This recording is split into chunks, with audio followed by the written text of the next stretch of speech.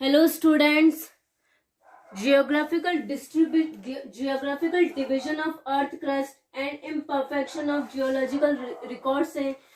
उसमें क्या होता है कि हम अब तक एरास के बारे में देख चुके हैं और ये जो एरास है वो आर्कियोजॉइक यानी कि एजोइक, प्रोटेरोजोइक और पैलियोजोइक एरा के बारे में डिटेल्स में बात कर चुके हैं, जिसमें कि हमने देखा था कि पैलियोजोइक जो एरा है उसको डिफरेंट पीरियड्स में बांटा गया है, जिसमें कि कैम्ब्रियम, ऑर्डोविशियन, सिलूरियन, डिवोनियन, कार्बनिफेरस तथा पर्वियम जो ये है इनमें डिवाइड किया गया है। इनके बारे में हम विस्तार से पढ़ चुके हैं। आज हम बात करेंगे मीजोजोइक एरा के बारे में, यानी कि मीजोजोइक महाकल्प के बारे में। स्टूडेंट, जो मीजोजोइक जो एरा है वो अपलाशियन रिवॉल्यूशन के साथ ही क्या होता है कि इस महाकल्प की शुरुआत हुई। अपलाशियन जिसे की क्रांति हम कहते हैं। नॉर्मली इस महाकल्प की इस एरा के जो सामान्य जलवायु जो थी वो गर्म तथा शुष्क थी, यानी कि ड्राई थी, जिसने कि स्थलीय जीवों यानी कि टेरेस्ट्रियल ऑर्गेनिजम्स के विकास में सहयोग प्रदान किया।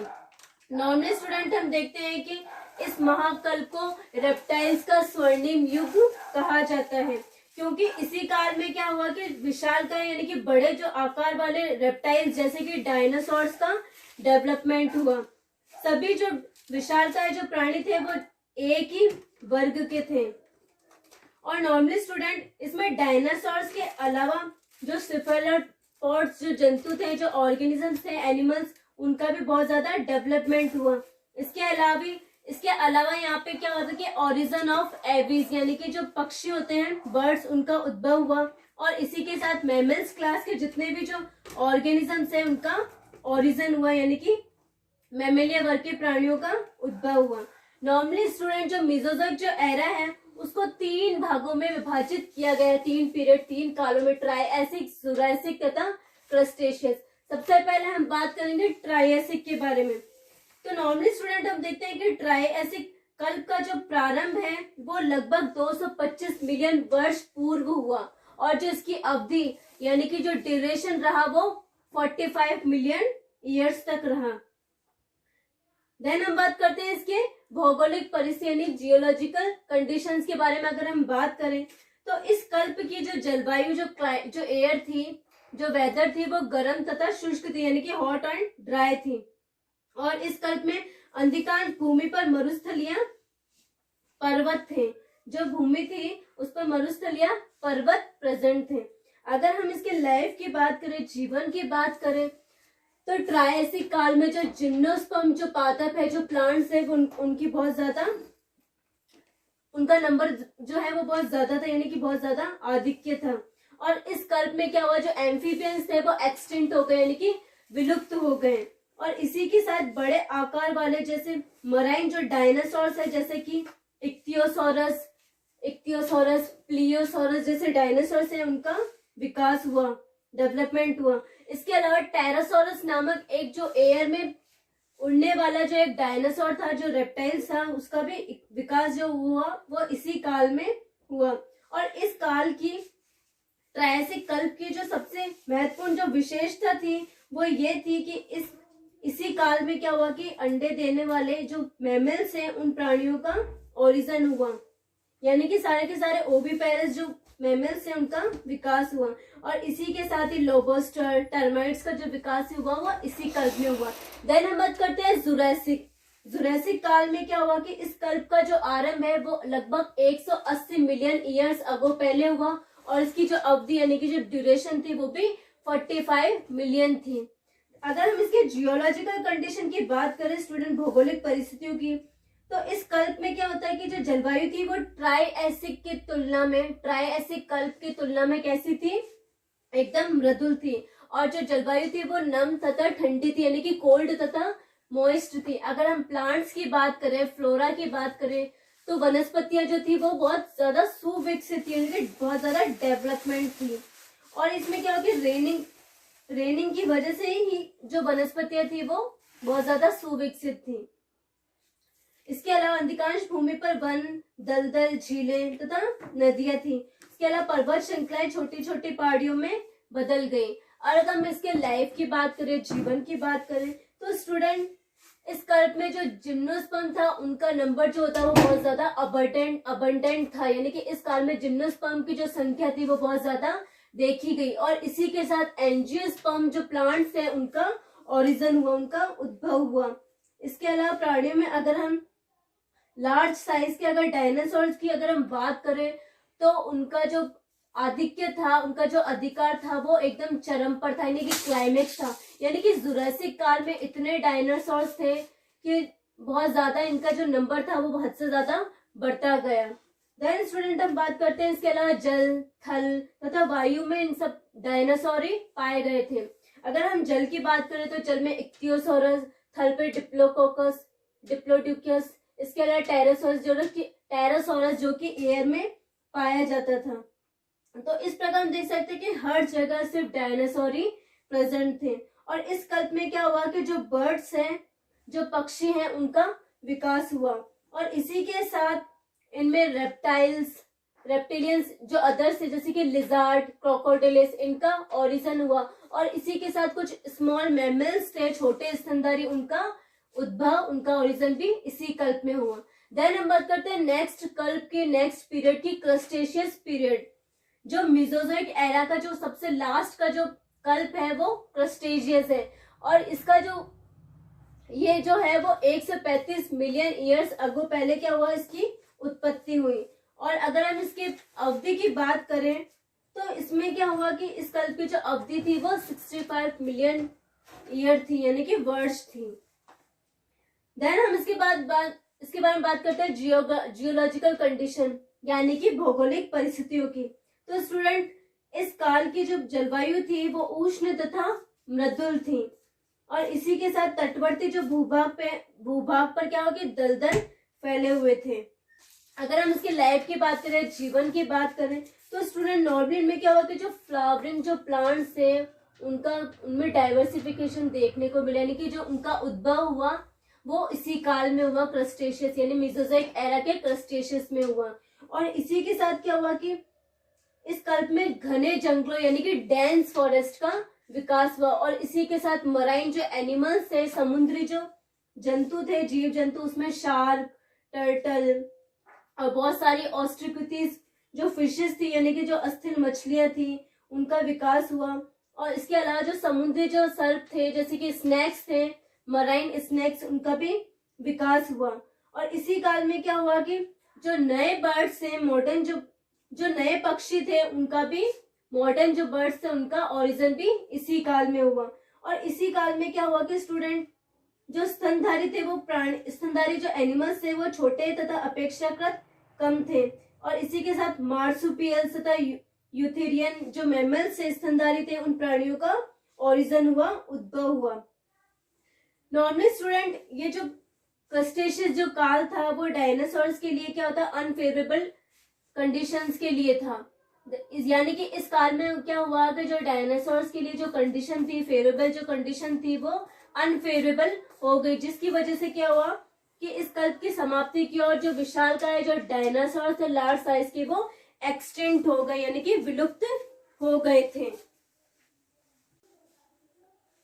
नेक्स्ट हम बात करेंगे सीनोजोइक एरा के बारे में, यानी कि सीनोजोइक महाकल्प के बारे में। तो स्टूडेंट इस एरा की जो स्टार्टिंग है, जो शुरुआत है, वो लारामाइट रिवॉल्यूशन के साथ में स्टार्ट हुई, यानी कि लारामाइट जो क्रांति है उसी के साथ हुई। और इस एरा में लगभग जितने भी प्रकार के जो रेप्टाइल्स थे, डायनासोर्स, वो क्या हो सकते हैं, वो विलुप्त हो चुके थे, यानी कि एक्सटिंक्ट हो चुके थे। तो इसी के साथ जो रेप्टाइल्स वर्ग के जो प्राणी थे, उनका जो स्थान है वो मैमल्स वर्ग के प्राणियों ने ले लिया था, यानी कि जो स्तनधारी थे उन्होंने ले लिया था। तो इस एरा को एज ऑफ मैमल्स यानी कि स्तनधारियों का युग भी कहा जाता है। जो सीनोजोइक जो एरा है उसको दो भागों में बांटा गया है, दो पीरियड में बांटा गया है, टर्शियरी पीरियड तथा क्वार्टरनरी पीरियड। टर्शियरी पीरियड को भी फर्दर 5 एपोचेस यानी कि 5 युग में बांटा गया है। स्टूडेंट सबसे पहला जो एपोच है उसका वो है पैलियोसीन एपोच। ये सीनोजोइक एरा का स्टार्टिंग काल माना जाता है, यानी कि स्टार्टिंग जो होता है एपोच माना जाता है। इस युग में जो डायनासोर्स थे वो तो एक्सटिंक्ट हो चुके थे, लेकिन जो मैमल्स थे, जो स्तनधारी थे, वो प्राणी प्रभावी जंतुओं के रूप में स्थापित हो चुके थे, यानी कि उनका स्टैब्लिशन हो चुका था। देन हम बात करते हैं next type of epoch is Eocene epoch.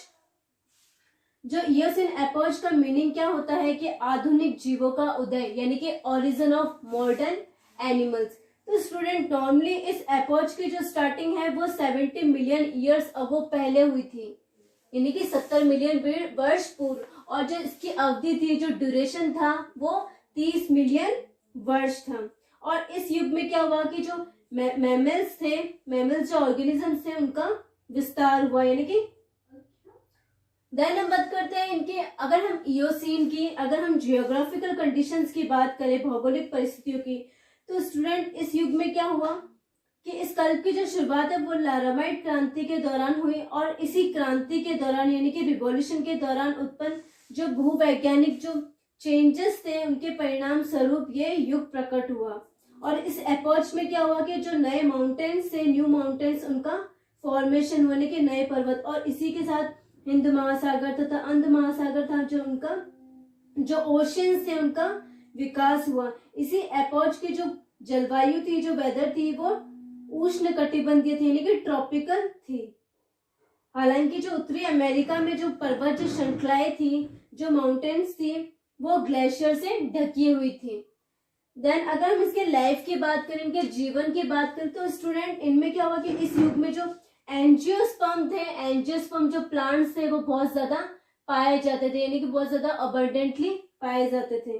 और इसी के साथ ही इनमें व्हेल, वॉलरस, ये प्रकार के जितने भी जो मैमल्स थे, समुद्री जो मराइन जो मैमल्स थे, उनका विकास हुआ। और इसी युग में क्या हुआ, जो प्लेसेंटल जो मैमल्स थे, उनका विकास भी अत्यधिक हुआ, इनकी प्रसार हुआ।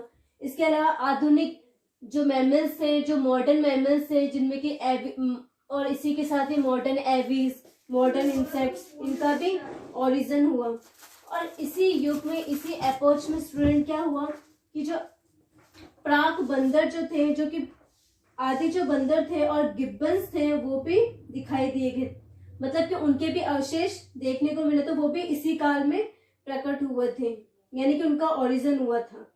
और इसके अलावा मॉडर्न इंसेक्ट तथा मॉडर्न बर्ड्स, इनका भी निर्माण हो चुका था, ये भी स्थापित हो चुके थे। देन हम बात करते हैं ओलिगोसीन एपोच के बारे में। थर्ड जो है एपोच है ओलिगोसीन। ओलिगोसीन का मीनिंग होता है लिटिल मॉडर्न, यानी कि अल्प न्यूतन, जिसको हम कहते हैं। इस युग की जो शुरुआत हुई थी, जो एपोच का जो स्टार्टिंग था, वो 40 मिलियन ईयर्स अगो पहले हुई थी, और जिसकी इसकी जो अवधि थी वो 15 मिलियन ईयर थी। देन स्टूडेंट अगर हम इनके भौगोलिक परिस्थितियों की बात करें, तो इस युग की जो जलवायु थी वो मृदुल थी। और इस युग में क्या हुआ कि जो लैंड के एरिया, यानी कि भूमि के क्षेत्रफल में बहुत ज्यादा वृद्धि देखी गई। देन हम बात करते हैं इसके लाइफ के बारे में, यानी कि जीवन के बारे में। तो स्टूडेंट इस युग में क्या हुआ था कि जो मोनोकोट जो प्लांट्स थे, यानी कि जो एक बीजपत्री जो प्लांट्स थे, उनकी संख्या में बढ़ोतरी हुई थी। और इसी के साथ एंजियोस्पर्म जो प्लांट्स थे, वो भी उनकी भी मात्रा बहुत ज्यादा में देखी गई, उनका भी बहुत ज्यादा विस्तार हुआ, उनकी संख्या में बढ़ोतरी हुई। और इसी के साथ जो यूथिगियन जो मैमल्स थे, जो स्तनधारी थे, उनकी प्राणियों की संख्या में भी काफी बढ़ोतरी हुई। और इसी एपोच में क्रैब्स, स्नेल्स तथा सिपीज जैसी नई स्पीशीज है, उनका भी डेवलपमेंट हुआ। इसी के साथ ही जो लैंड जो मैमल्स थे, टेरेस्ट्रियल जो मैमल्स थे, उनमें भी जैसे कि कैट, डॉग और बियर्स के जो एंसेस्टर थे, यानी कि भालू के जो पूर्वज थे, उनका विकास हुआ। यानी कि इनके कैट, डॉग, इनके जितने भी जो एंसेस्टर थे, उनका विकास हो चुका था। देन हम बात करते हैं नेक्स्ट एपोच के बारे में, यानी कि मायोसीन एपोच जिसे हम कहते हैं। इसकी जो शुरुआत है वो लगभग 25 मिलियन ईयर्स अगो पहले हुई थी, और इसकी जो अवधि है, जो ड्यूरेशन है, वो 14 मिलियन ईयर की थी। स्टूडेंट जो मायोसीन जो एपोच है, ये प्राणियों के विकास का मध्य युग कहलाता है, यानी कि मिड जो एपोच है वो कहलाता है। अगर हम इनके भौगोलिक परिस्थिति की बात करें, कंडीशंस की बात करें, तो इस युग में क्या हुआ कि भू हलचल के कारण भूमध्य सागर का विकास हुआ कैस्पियन सागर। और इसी युग में जो ज्वालामुखी थे वो भी बहुत ज्यादा सक्रिय रहे थे। देन अगर हम इसके लाइफ की बात करें, जीवन की बात करें, तो इस एपोच में क्या हुआ कि शार्क और बोनी फिशेस जैसी जो स्पीशीज थी उनकी विविधता में बढ़ोतरी हुई, इनकी डाइवर्सिफिकेशन बहुत ज्यादा उनमें देखने को मिला। और इसी के साथ ही जो मैमल्स है इनका कंटिन्यूस डेवलपमेंट हुआ, यानी कि उनका विकास जो हुआ वो जारी था। और इसी के साथ ही जल में व्हेल, डॉल्फिन तथा वॉलरस जैसी स्पीशीज थी उनका भी विकास हुआ, वो भी काफी अच्छी तरह विकसित हो चुके थे। और इसी के साथ एयर में जो बैट्स थे, जो चमगादड़ थे, वो भी काफी विकसित हो गए थे। और इसी युग में क्या हुआ कि गिब्बन लाइक जो प्लियोपिथेकस थे उनका भी विकास हुआ। जो प्लियोपिथेकस थे वो दक्षिणी यूरोप के वनों में पाए जाते थे, और जबकि जो एंथ्रोपॉड जो मैन थे, जो प्राक कपी थे प्रोकॉन्सन, वो एशिया तथा यूरोप में पाया जाता था, यानी कि एंथ्रोपॉड जो मैन थे। और इसी के साथ क्या हुआ कि पेलिकन तथा पेंगुइन नामक बर्ड्स का भी डेवलपमेंट हुआ। देन हम बात करते हैं प्लियोसीन के बारे में। स्टूडेंट, जो लास्ट जो एपॉच है टर्शियरी पीरियड का वो है प्लियोसीन। इसकी जो अवधि थी वो 10 मिलियन ईयर थी, यानी कि 10 मिलियन वर्ष थी। अगर हम इसकी भौगोलिक परिस्थिति की बात करें तो इसी युग में क्या हुआ कि भूमि के धंसने से उत्तरी सागर, काला सागर, कैस्पियन सागर व अरब सागर का निर्माण हुआ, और इस युग में महाद्वीपों के आधुनिक रूपरेखा बन गई थी। देन अगर हम इसके लाइफ की बात करें, जीवन की, तो इस युग में क्या हुआ कि घास के मैदान यानी कि जो ग्रासलैंड थे उनका बहुत ज्यादा विस्तार हुआ, वो बहुत ज्यादा विस्तृत थे। और इस युग में हाथी, हिरन तथा जो 12 सिंह जो एनिमल्स थे वो बहुत ज्यादा मात्रा में पाए जाते थे, उनका नंबर था वो बहुत ज्यादा था। और इसी युग में क्या हुआ कि गेंडों, दरियाई घोड़ों तथा ऊंट, इनके अवशेष भी प्राप्त हुए। इस युग में घास के मैदानों पर चलने वाला जो ऑस्ट्रेलोपिथेकस है, जो कि एंसेस्टर ऑफ ह्यूमन यानी कि मनुष्य का पूर्वज था, वो भी पाया जाता था।